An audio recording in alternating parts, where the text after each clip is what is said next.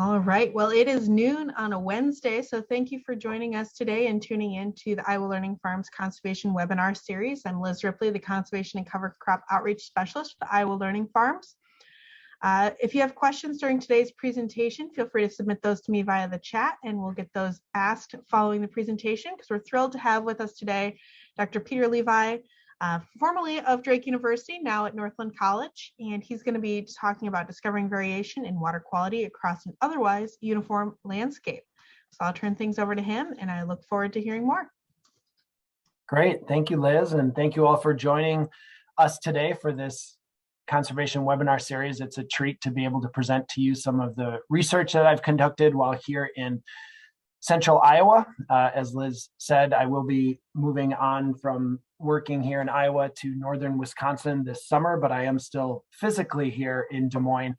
So if anybody would like to continue any of the conversations today, I'd be happy to meet you or talk more data. I'm just going to show you a slice of what we have, as is often the case when we have these short presentations. So please do reach out to me while I'm still here at Drake if you wanted to chat anymore.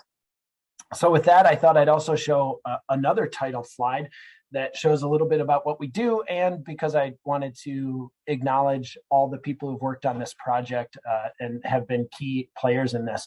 So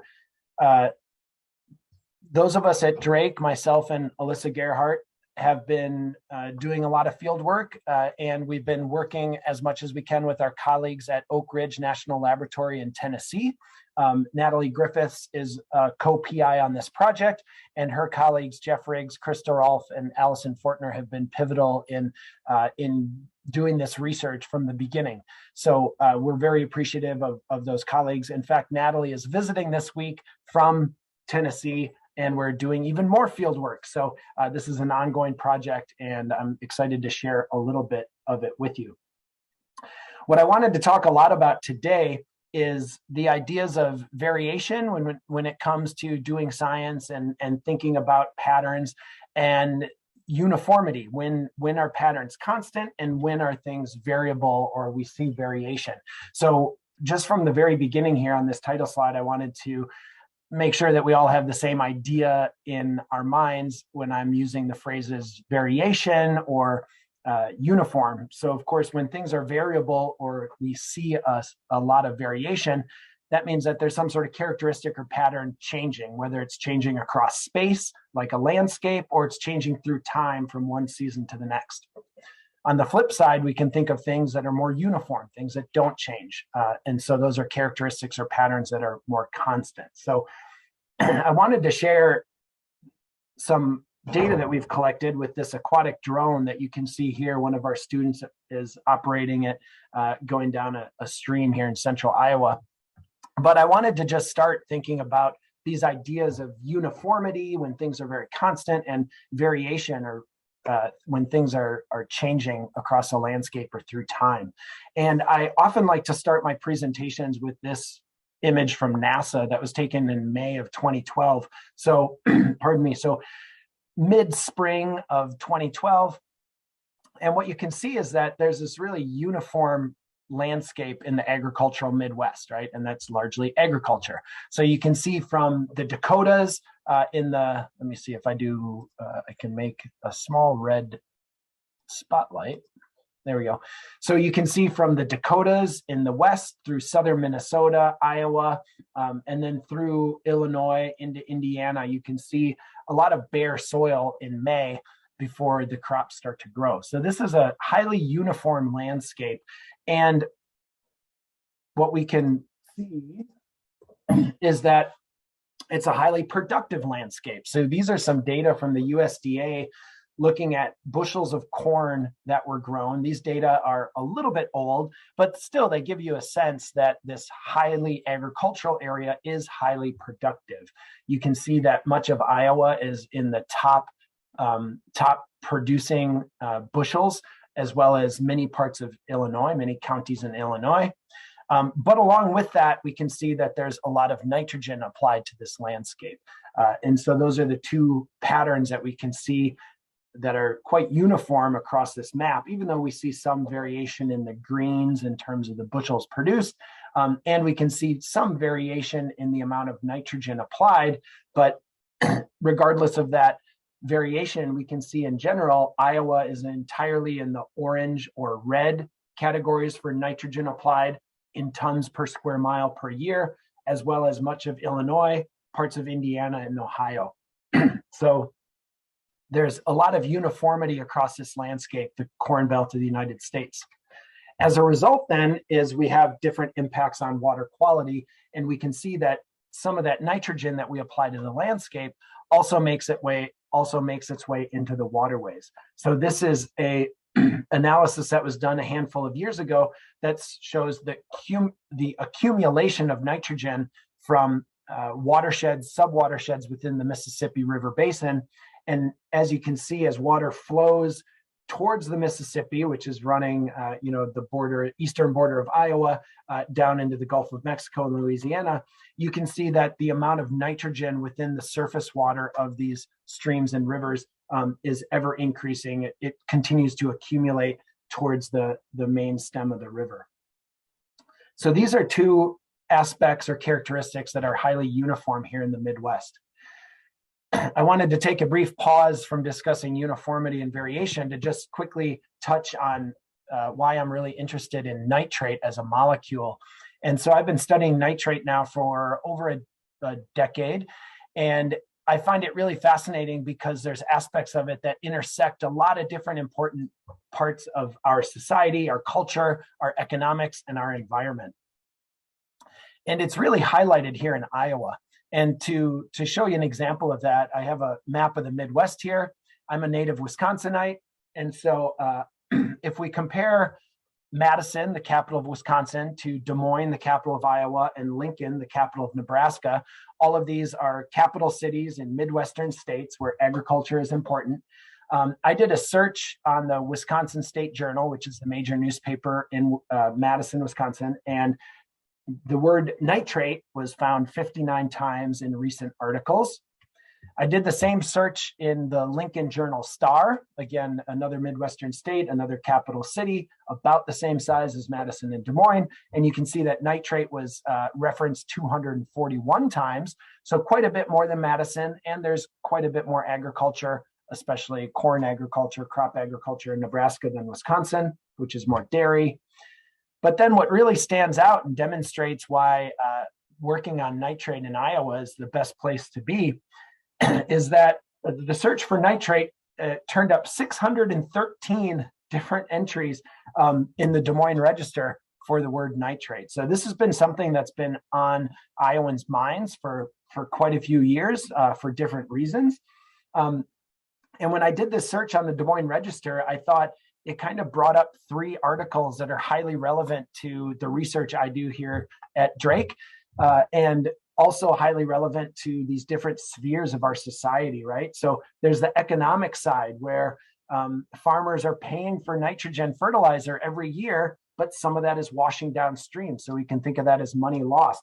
What is washed downstream then imparts an economic burden on the cities and municipalities that need to treat water when it is in excess of the EPA drinking water standard.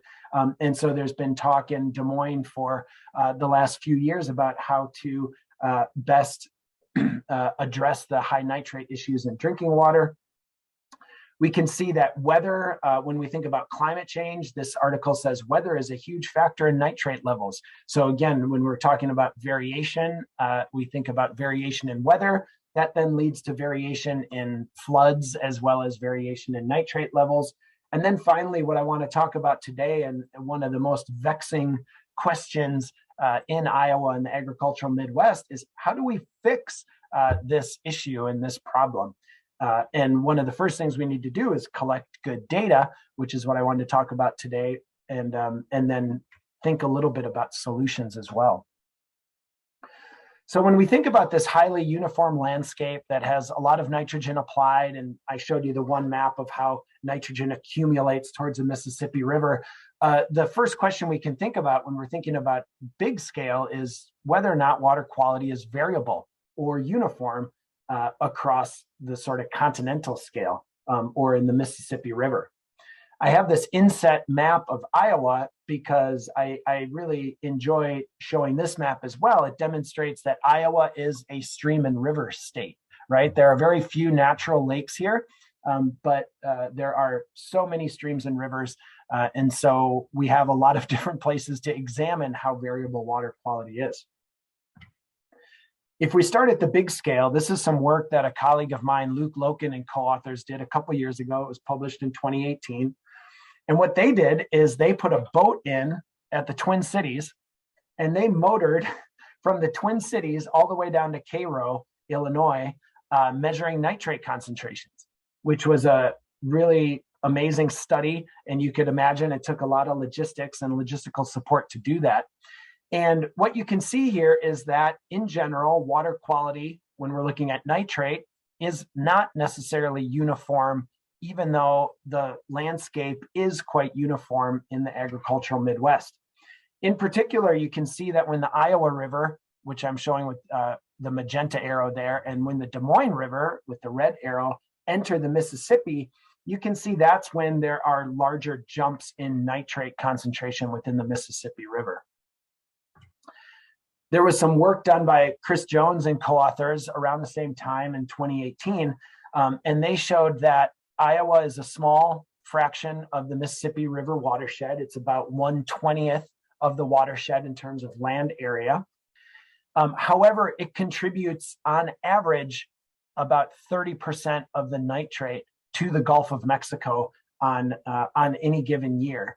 And in fact, they broke this down by year, where you can see that the amount of water that Iowa contributes is right around the same amount as its surface area. So 5% of a watershed typically contributes about 5% of the water. However, you can see that for nitrate in the green bars, we do see some variation there, since we're talking about variation today. But in general, Iowa is contributing far more nitrate to the Mississippi River and the Gulf of Mexico than would be expected by the size of the state alone, right? So states are contributing highly variable amounts of nitrate to the Mississippi, with Iowa really out in front. So clearly there's some work to be done here in the state. If we go from that regional level down to a state level, here is satellite data from Iowa from 2002 showing agricultural cropland in the brown, grassland and pasture land in sort of that minty green, urban areas in the purple. And I wanted to share with you some data that I collected with my lab here at Drake that is on the Raccoon River, which I'm highlighting that area in that red box there. And so if we zoom in on that, the gist of that story, as the title of the slide states, is that larger rivers are often uniform on any given snapshot, but the tributaries can be highly variable.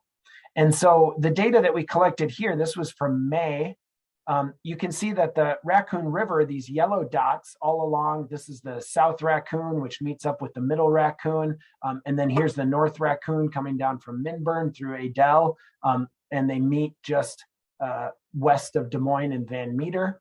You can see that the river was highly uniform across the 3 days that we boated it in May.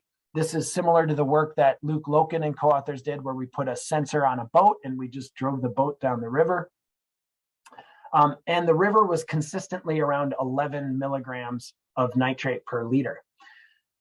However, you can see just an amazing amount of variation when we look at the tributaries. So where we could, we tried to pull over by the tributaries and grab a sample there. And you can see that some tributaries, those highlighted in red, were higher than 20 milligrams of nitrate per liter, whereas others, in particular this dark green one, had less than 1 milligram of nitrate per liter.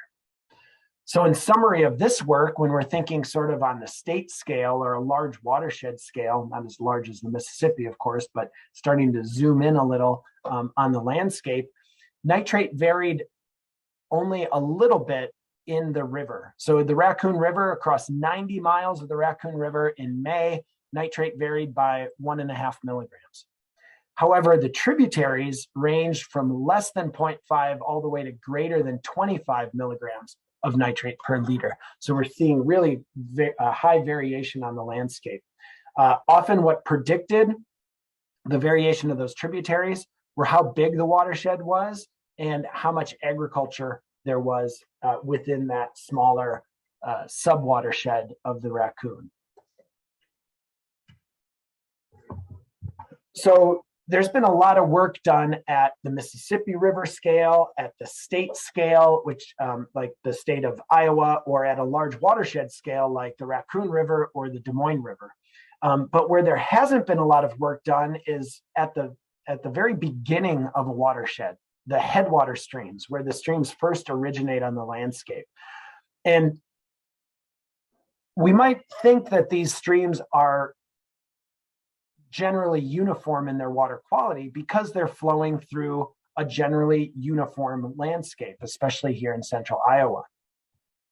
However, we know that tile drains, which are helping to keep the landscape dry for corn and soybean production, can provide these inputs of water from the fields to the streams.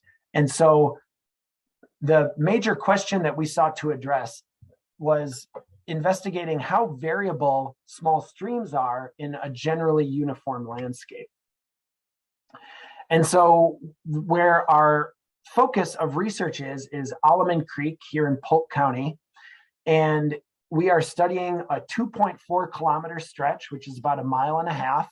And across this 1.5 miles of stream, the county identified 26 different tile drain inputs. So as you can see, it's a generally uniform landscape.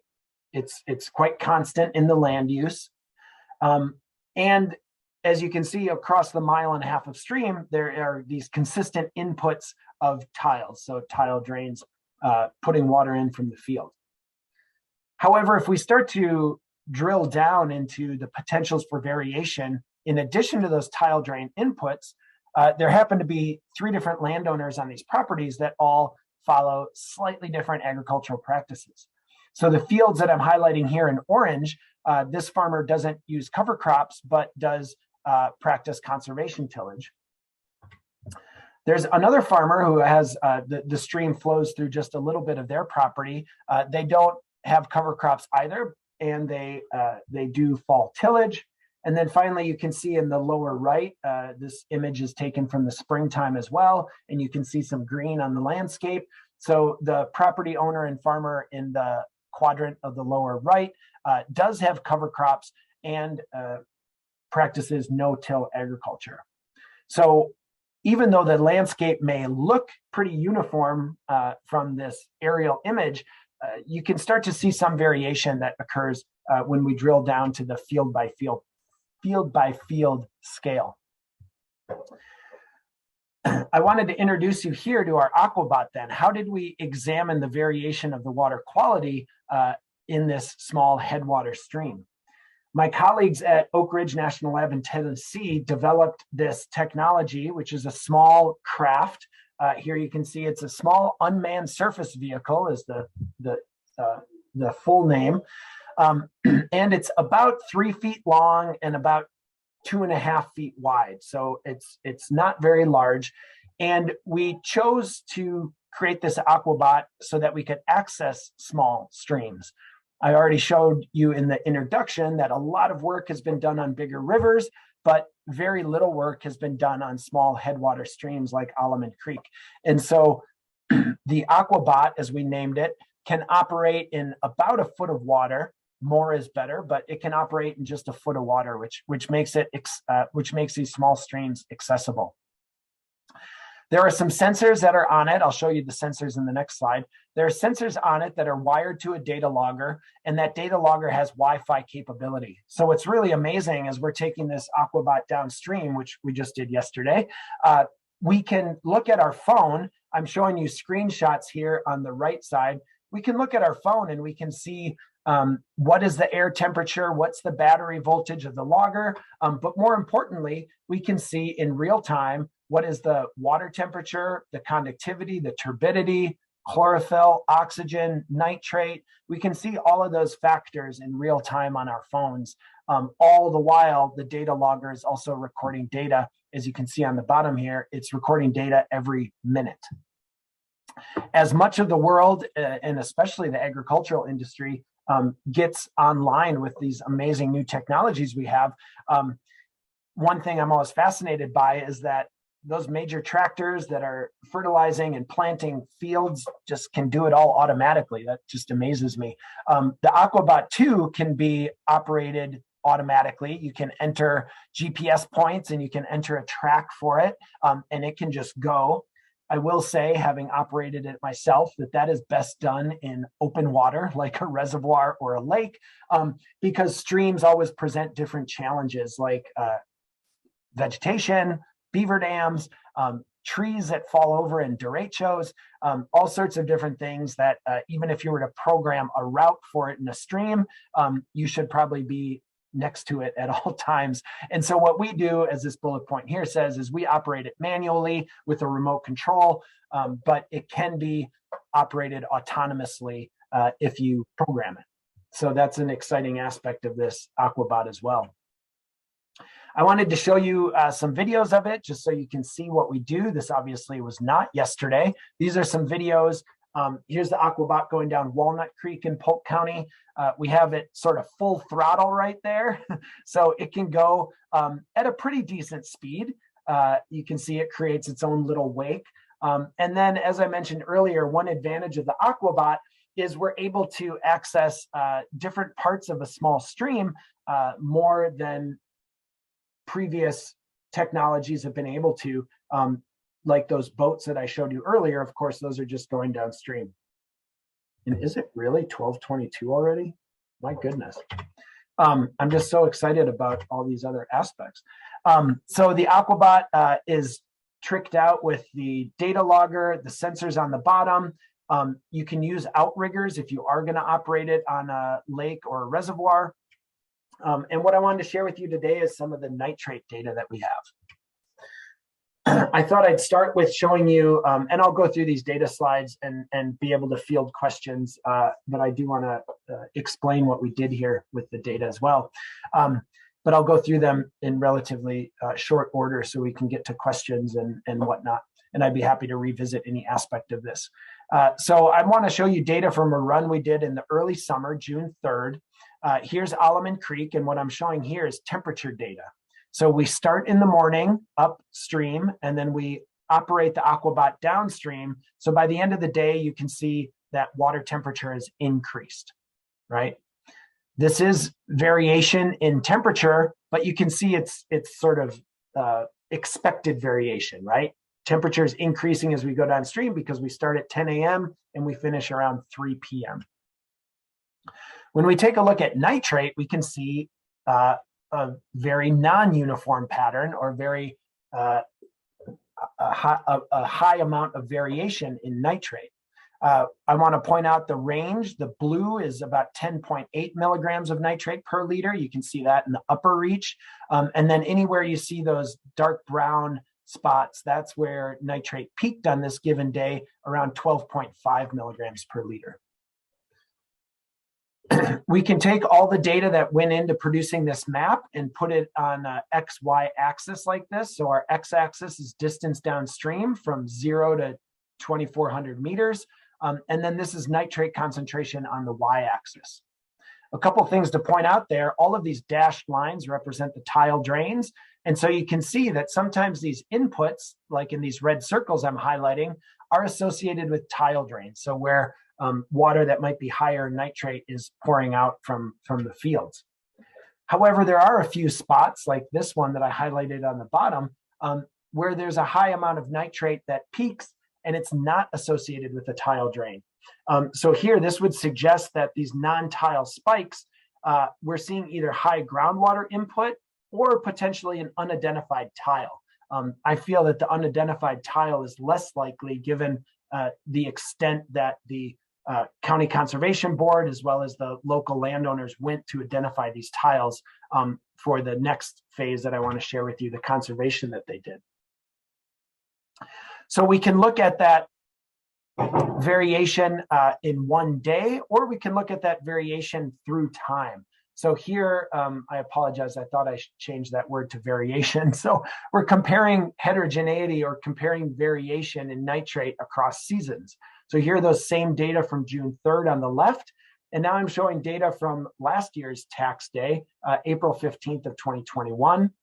The range in nitrate was about 2 milligrams per liter in both dates, a little bit lower in April than in June. And you can see some of those hot spots were the same between time points. However, other locations like that unidentified tile or high nitrogen groundwater input was not present in April. And so we are seeing some differences by season. When we again look at this plot of distance downstream and nitrate concentration on the y-axis, a couple things jump out when we're thinking about variation.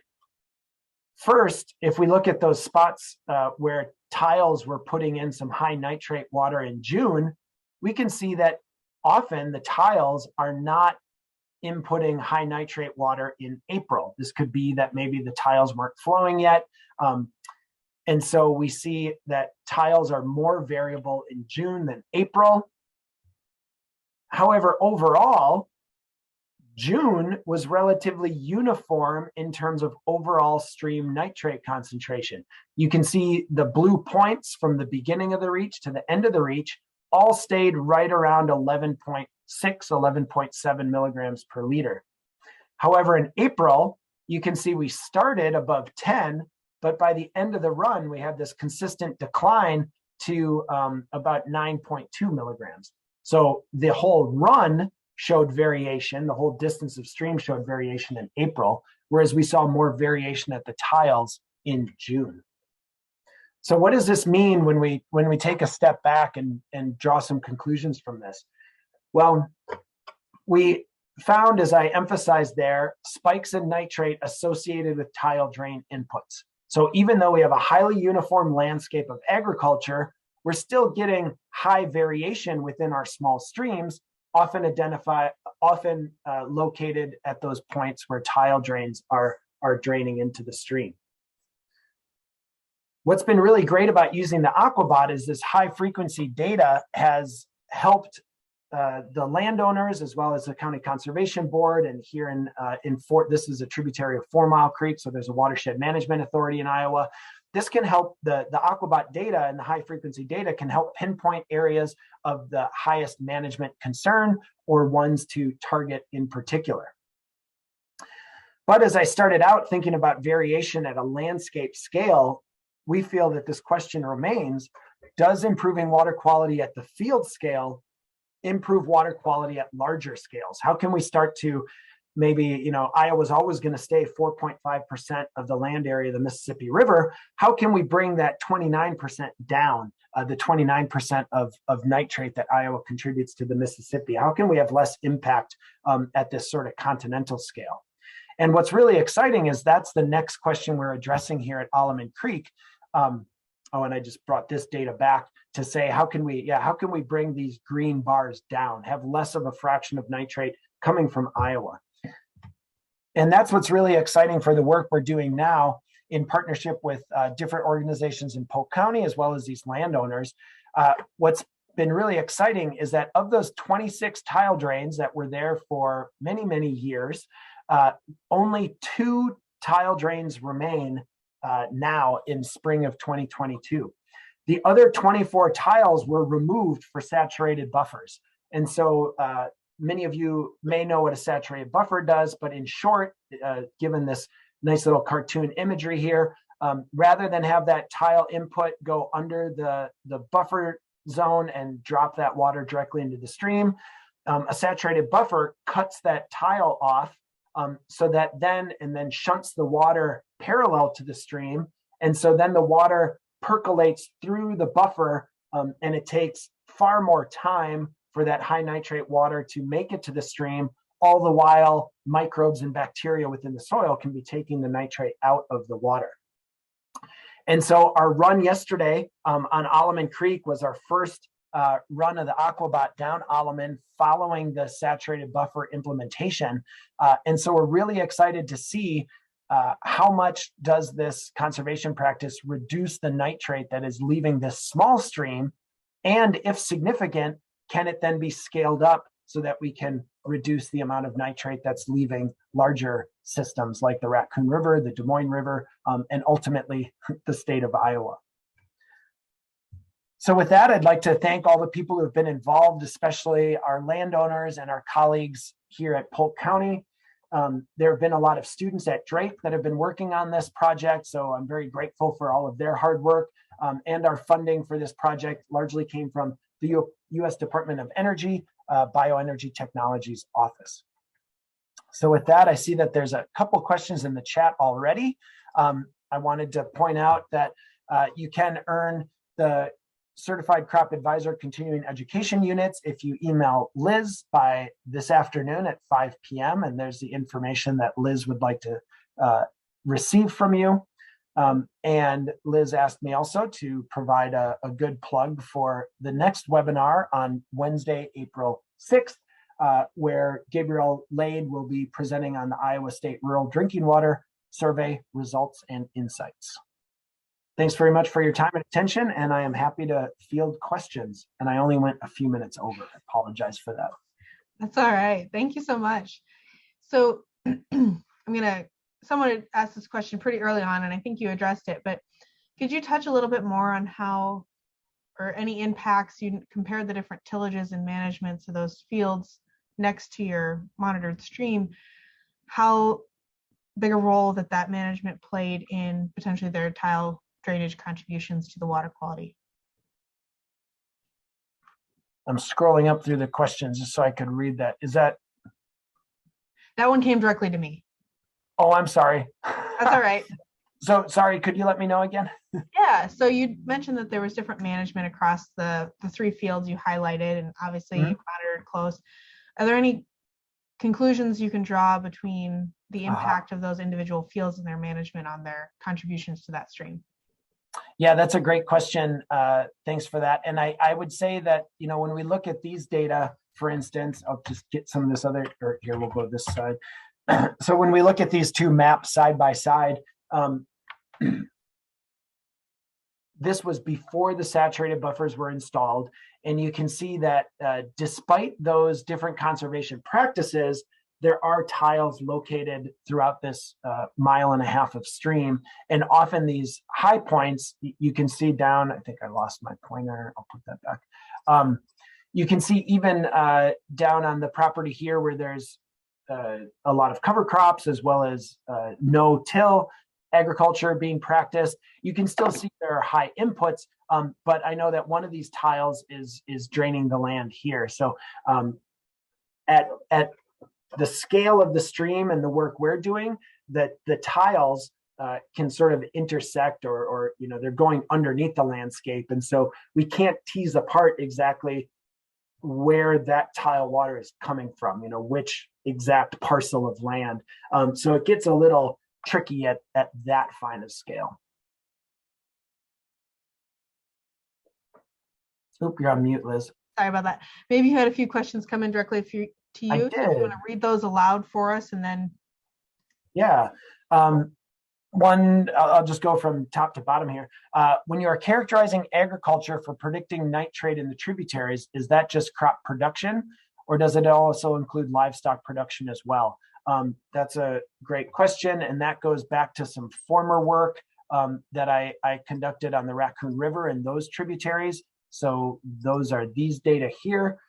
One of the predictors was watershed area, the other percent agriculture. And what I used for percent agriculture there was cropland and pasture combined. So that was data from the National Land Cover Database, which does not take into account livestock production or CAFOs per se. So that did not include that information.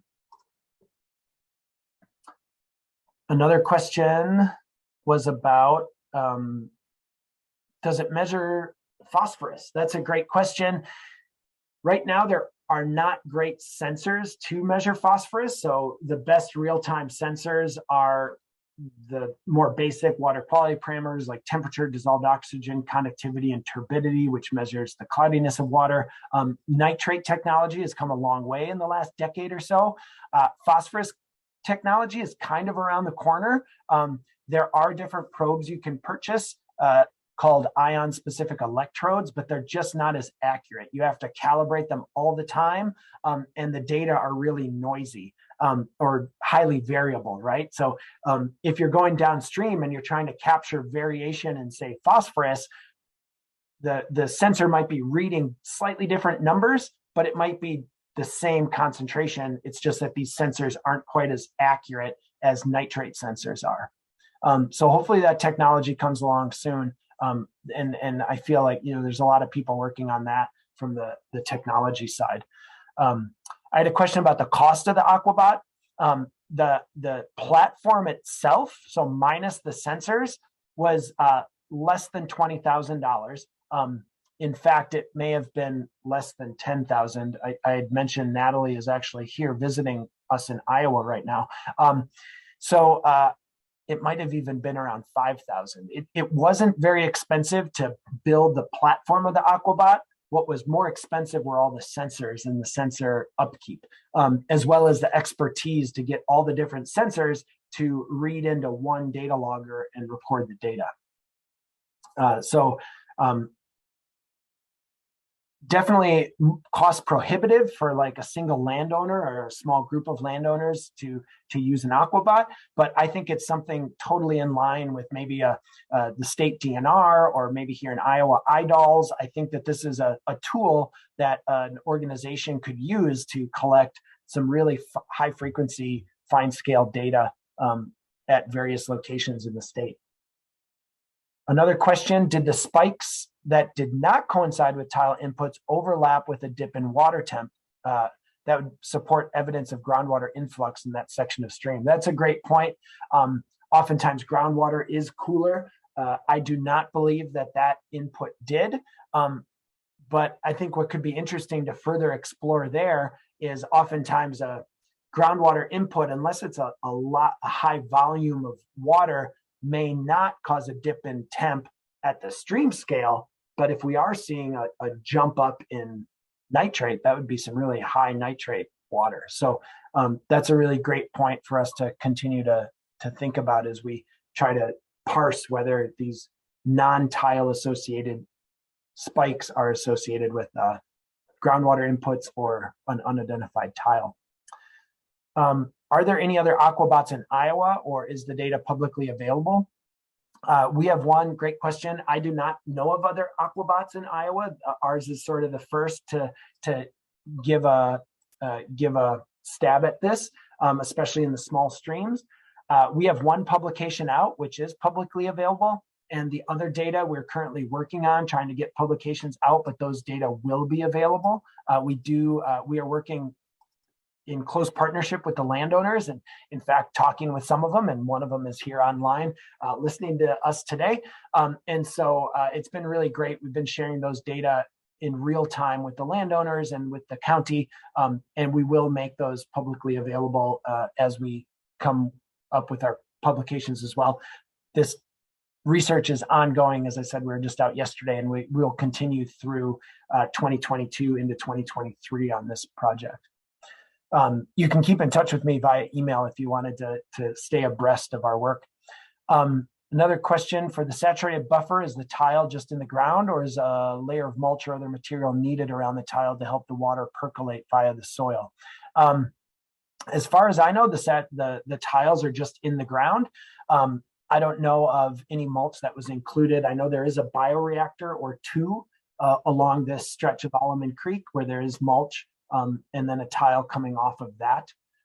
So even the tiles aren't necessarily all from the field. Some of them are from conservation practices like a bioreactor. Another question, do you think that adding an alfalfa plot that could sub-irrigate to improve water quality? I'm not as equipped to answer that as a water person. I would presume alfalfa would be potentially a cover crop. or an alternative crop to soybean and corn. So I would think that it could improve water quality. Cover crops definitely improve water quality. So I'm curious what others in the ag world would think of alfalfa. I'm unfortunately not equipped to answer that.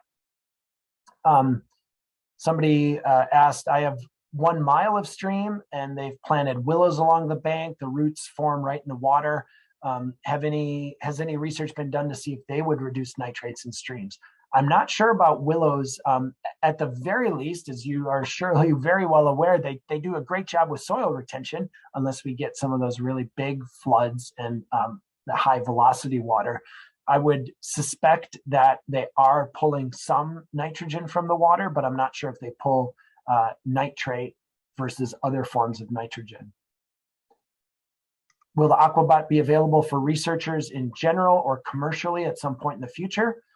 That's a great question. One of the main goals and objectives of this research was to develop a platform to use in smaller streams like the one I was showing you, Alleman Creek. And so hopefully it would be at least the manual for creating the Aquabot is going to be publicly available so people could construct their own. And I do see a comment. So my colleague Natalie is listening. Thanks, Natalie. She says that the Aquabot construction was about $40,000 total. And it was only $9,000 of that to create the platform. So $9,000 for the platform, batteries, etc. And then the different loggers and things were loggers, sensors, etc. are about $30,000. Then 2 more questions for the buffers. Is there a cost sharing from the state or FDA? That's a great question. I would encourage you to reach out to John Swanson, who is the watershed coordinator for the WMAs in Polk County. He was one of the main people leading the charge for saturated buffers, especially in Alleman. And then 6 new questions. This is fantastic. Was the entire stream a 2-stage ditch, and how did it help with the nitrate reduction? This was not a 2-stage ditch. That's a great question. Natalie, my colleague and friend who's here working with the Aquabot, did some 2-stage ditch work with Jen Tank, who was with you all last week in this webinar series. Natalie and I are both former students of Jen Tank. So we did some of this work in Indiana. And Alleman Creek is not a 2-stage ditch, but we're very well aware of the work that Jen's done. She's done some great work in northern Indiana. Are there any in-stream questions too, but keep going. Okay, the last one that I see in the chat, are there any in-stream practices that can be used to reduce nitrogen, such as riffles? I think more water retention in the stream could help reduce some more water retention within the stream could help reduce nitrogen. But what I think, and I'm sure Jen may have mentioned this yesterday, is, when we're looking at the outputs of nitrogen from agricultural fields, we need to think about the inputs as well, right? We can't just measure outputs in the stream. We have to think about the inputs coming onto the field, which is kind of a black box, right? We don't know how much nitrogen is applied to this field or that field. So in the sciences, and especially in water quality, we often want to try to balance these, right? You create a mass balance where there's a certain mass coming into the watershed, there's a certain mass leaving the watershed, and those should balance, right? As long as you're accounting for everything. It's kind of like a major accounting project, right? So nitrogen leaves the watershed in corn and soybeans, but it can also leave the watershed in the water. And so I think knowing how much was put onto the field can really help us understand what proportion is leaving via the crop, leaving via the stream, staying in the soil. So there's all these different outputs, potential outputs. So I think working in the stream, it would be hard to take that nitrogen out once it's in the stream. As we see with the Mississippi River, it just keeps going downriver. All right, a few questions before we wrap things up here on my end, but yeah, admittedly from a newbie, they're curious in that April 2021 map you showed, the nitrate concentration was higher upstream. They're curious, where was that nitrogen going or was that nitrogen going somewhere else rather than flowing downstream? So your concentrations went down as it flowed. Great question. And that sort of relates to the one I was just addressing, is that streams, even though I just said oftentimes nitrate just goes downriver, it often goes downriver when it's in really high concentrations. What we see here, and I'll put up this map as well, because this shows that, yeah, in April, you saw that decline, those orange dots decline from upstream to downstream. So streams are not simply passive channels of water conveyance, right? They're not just moving water off the landscape to some larger stream, river, lake downstream, but rather they are processing, right? There's bacteria in the stream, there's things going on. And so what we can see in those orange dots and points going decreasing downstream is that suggests to us a certain amount of nitrogen being processed by the stream. And it's just, and so that's another question is how can we, as the other person was alluding to, can we put in riffles? Riffles could help at times of low nitrogen, but what's really interesting is, and the problems that sort of cascade from Iowa to the Gulf of Mexico, is that so much nitrogen goes in May and June. And so riffles and holding water on the landscape could help in all those 10 other months of the year, but that pulse in May and June is what's most problematic. So thinking about conservation, not just in terms of the landscape, but in terms of the calendar, when could we maybe try to do something more creative to try to retain water and remove nitrogen based on the time of year rather than just the landscape? It's a really hard challenge. So curious here, if you've used the Aquabat on other stretches to see if you would find similar temporal or spatial trends in that data as well. We used the Aquabat, our first publication that came out a month ago, quite recent. We do look at the Aquabat in several other systems, including Walnut Creek in Urbandale, as well as in a river in Tennessee. And so we do see some variation, but we do hope we're really focusing a lot of eggs in the almond basket right now, but we've also taken the Aquabat down the Des Moines River a few times. And again, the Des Moines River is more uniform, so there's less variation at the river scale, but we have seen variation in the tributary inputs to the river.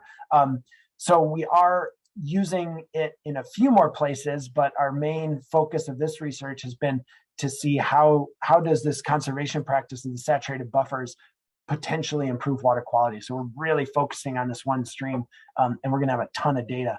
Then we get to wade through it all. And speaking of data, in partnership with those saturated buffers, is anyone doing any monitoring on the water volume that's coming into and exiting the saturated buffers? Yes, Tom Eisenhardt at Iowa State has a graduate student working on the water in the saturated buffers, which is really exciting. I don't know much about that work, maybe another conservation webinar for y'all. And I do want to reach out to him. The graduate student's name is Gabe. And so to find out what they're doing and chat with them a little bit. So there is more work being done on this specific stretch of stream. Excellent.